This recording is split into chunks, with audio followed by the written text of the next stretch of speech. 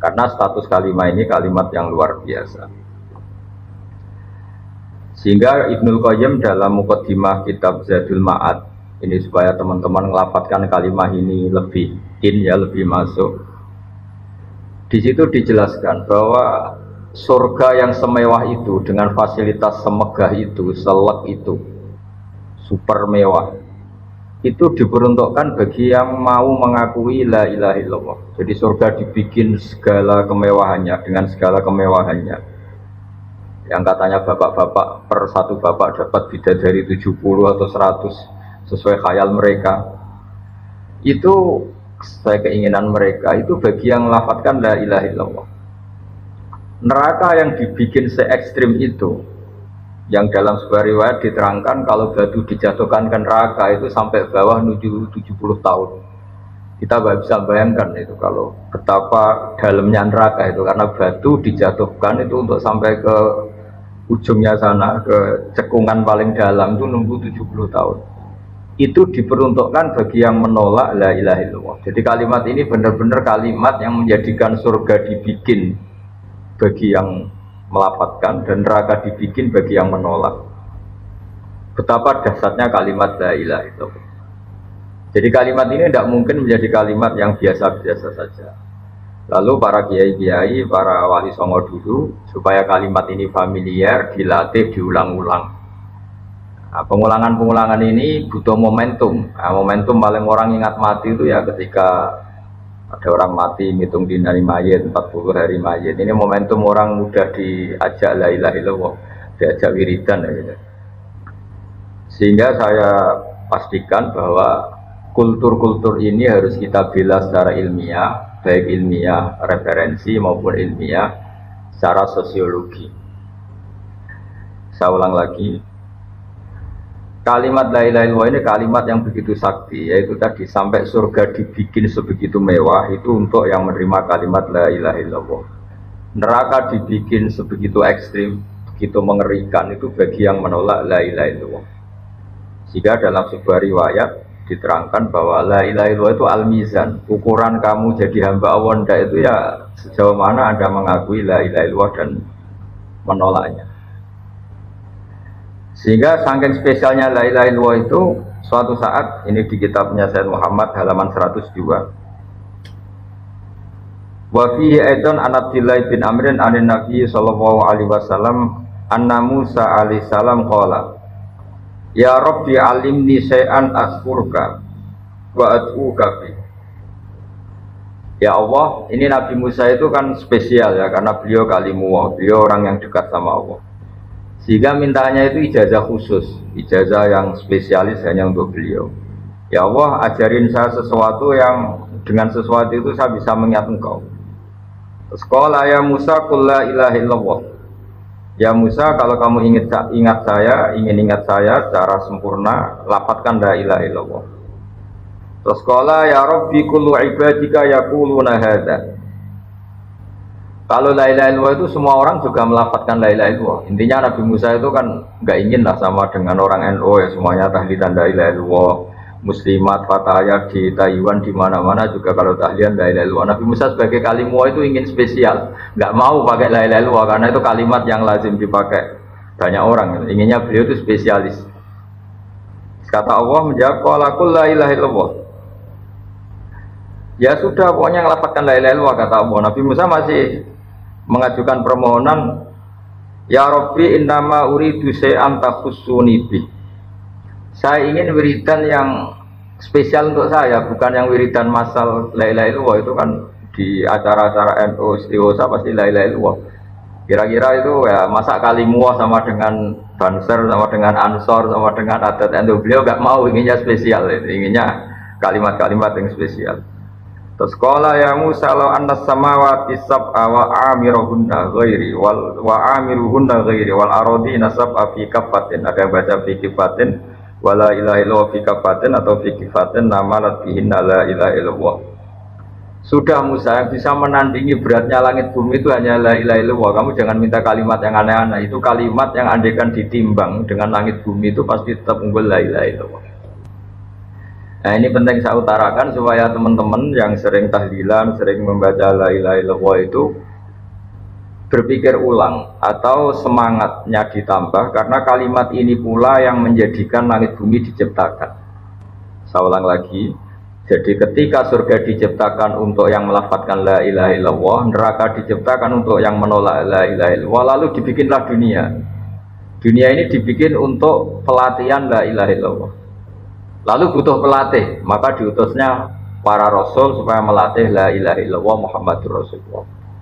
Nah, saking begitu spesialnya kalimat ini, sampai ketika Nabi Musa minta doa khusus atau ijazah khusus, tetap saja ijazah dari Allah disuruh melafadzkan la ilaha illallah. Jadi kalimat ini penting sekali. Lalu kalau kita tidak ngaji seperti ini, itu nanti teman-teman tuh hanya misalnya yang mimpin kiai siapa, terus waduh lama itu kalau tahlilan itu. Kalau yang mimpin kiai siapa, wah itu tahlilannya begini. Jadi menyoal lama tidaknya tahlilan itu sejauh mana kita memahami la ilaha illallah. Kalau kita memahami la ilaha illallah adalah kalimat spesial, maka kita menghormati pada orang mukmin yang lain juga gampang.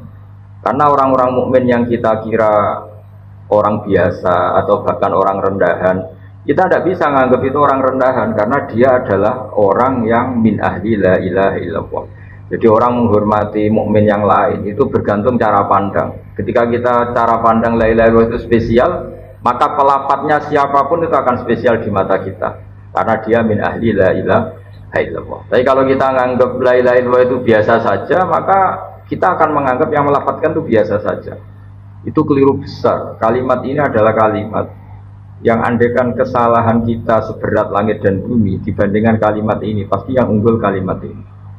Sehingga dalam satu riwayat ada orang yang salahnya itu banyak sekali. Ini saya baca ya, ada kata ini di riwayatnya Ahmad bin Hambal, kata Rasulullah SAW, Inna Allaha ta'ala istakhlisu rajulan min ummati ala ru'usil khalaik. Ada orang dipinggirkan Allah, dipanggil sendiri, kemudian dipertontonkan di depan banyak orang. Fayan suruh ali tis'atan wa tis'ina sijillan. Dia dipertontonkan ke khalayak rame bahwa ada bok kesalahan 99 bok kesalahan, 99 kotak kesalahan. Kullu sijilin minha misumatil basar. Setiap bok itu sepanjang mata melihat. Jadi saking besarnya per boknya itu sepanjang mata melihat. Ya kira-kira per kesalahan itu berdurasi 10 kilo lah jarak. Sumayaqulu atungkiru min hadza syai'an. Kamu ngakui bahwa ini yang kamu lakukan semua. Singkat cerita orang itu ngakui. Terus Allah fayukhriju bitaqatan fiha asyhadu alla ilaha illallah wa asyhadu anna muhammadar rasulullah. Jadi saya ulang lagi ya, dia punya 99 kotak kesalahan. Per kotak itu sepanjang mata melihat. Jadi saking besarnya, saking tingginya. Jadi dilihat ke atas sepanjang mata melihat, dilihat menjauh juga sepanjang mata melihat. Lalu dikeluarkan kotak kecil. Terus si orang tadi bilang, ya Rabbi ma hadil bitaqah ma hadis sijillat. Lalu apa artinya kebaikan yang satu kotak kecil dibanding kesalahan 99 yang sebesar itu? Terus kata Allah, innaka la tuzlam, kamu tidak akan terzalimi. Terus fatu da'u sijillat fi kafatin, ada yang baca fi kifatin wal bitaqah fi kifatin. Qala fatu sati sijillat watakulat al-bitaqah fala yasqulu ma'asmillahi ta'ala syai'un. Jadi ketika 99 bok tadi ditimbang dengan satu kotak kecil yang berisi la ilaha illallah Muhammadur Rasulullah, itu menang kotak kecil yang berisi la ilaha illallah Muhammadur Rasulullah. Karena nama Allah ini tidak akan tertandingi, nama Allah ini tidak akan terkalahkan. Jadi ibaratnya beginilah, para malaikat itu kalau ditanya, ini satu timbangan kecil tapi ada nama Allah, dengan yang sebesar itu, sebanyak itu tapi tidak ada Allahnya, tentu malaikat akan milih yang ada Allah, yaitu la ilaha illallah. Jadi ini penting saya utarakan supaya para pelafaz la ilaha illallah itu meyakini bahwa kalimat ini spesial, sehingga tidak risau, tidak susah ketika itu dituduh bid'ah atau dituduh khurafat, karena kalimat ini tetap thayyibah, kalimat ini tetap spesial. Bahwa guru-guru kita ngajarin ketika untuk 1 hari mayat atau 7 hari itu kultur saja. Sehingga orang NU sendiri ya jangan melafatkan itu nunggu diundang tahlil. Kalau diundang tahlil melafatkan itu, kalau ndak itu ya keliru juga. Itu ya sama saja salah, itu kalimat yang spesial kalau kita bacanya pendak diundang tahlil itu juga salah. Tapi salah juga kalau kalimat ini menjadi tidak spesial hanya karena tuduhan-tuduhan kita dianggap khurafat atau bid'ah. Jadi saya pastikan bahwa kalimat ini spesial berdasar hadis yang disebut oleh Sayyid Muhammad qad akhraja Ahmad wan Nasa'i wa Tirmidzi aidan min hadits Abdullah bin Amr. Terus saya cek di beberapa kitab, di kitab Ithaf itu ada di juz 14 halaman 636, diperkuat lagi oleh kitab Ithaf yaitu karangannya Said Zabidi Syarah Ihya. Jadi di kesempatan yang baik ini saya mohon, kalau melakukan wiridan yang diajarkan para guru itu pastikan referensinya secara detail. Kemudian barokahnya referensi itu kita tidak gamang, tidak risau, tidak gentar kalau mengalami tuduhan yang macam-macam. Karena kalimat ini tetap kalimat thayyibah, status permanennya itu kalimat thayyibah. Bahwa, itu saya ulang lagi, bahwa mungkin kita baca itu dianggap nggak tepat waktunya atau nggak tepat momentumnya. Itu urusan kita. Tanpa dituduh yang lain pun, kalau kita punya etika nggak boleh baca itu ketika di kamar mandi atau ketika kondisi kita sedang tidak baik dan sebagainya dan sebagainya. Jadi saya pastikan kata Ibnul Qayyim ketika ngendikan fadilahnya la ilaha illallah, beliau ngendikan kalimat ini itu kalimat yang menjadikan surga dibikin. Ukurannya ya gampang, yang menerima kalimat ini. Neraka yang begitu ekstrim, begitu horor, menakutkan, dibikin juga bagi yang menolak kalimat ini. Betapa kalimat ini yang menjadikan ada surga dan neraka. Ukurannya ya kalimat ini, yang melapatkan atau yang menolak. Nah, dengan spesial kalimat itu, maka terus kiai-kiai mentradisikan supaya sering dibaca. Satu-satunya momentum yang orang kumpul ya tadi, pas istighosa, pas tahlilan, pas ada orang meninggal, atau pas istisqa, pas ya sudah seperti itu. Terus yang terakhir dalam madzhab Abul Hasan Asyadzili, kalimat itu harus diulang-ulang karena kalimat itu kalau kamu baca secara benar itu menjadikan alasan kamu diampuni dosa kamu. Makanya dalam madzhab Asyadzili itu sebagian madzhab itu istighfar itu setelah kalimat tauhid. Jadi ada dua thariqah besar, yang satu menyuruh istighfar dulu baru kalimat thayyibah, alasannya suci dulu baru melafazkan kalimat yang suci. Tapi kalau dalam madzhab Abul Hasan Asyadzili tidak, kalimat ini itu sudah otomatis istighfar. Buktinya orang kafir yang 70 tahun kafir sekali melafazkan la ilaha illallah itu langsung diampuni dosanya tanpa syarat harus istighfar.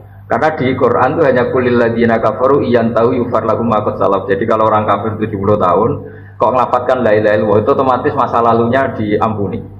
Berarti kalimat ini itu sudah otomatis fungsinya itu mengampuni dosa. Nah, makanya dalam pikiran Thariqah Syadziliyah itu fa'lam annahu la ilaha illallah wastaghfir li dzambika. Kamu harus yakin la ilaha illallah, kemudian atas nama kalimat itu kamu baru beristighfar.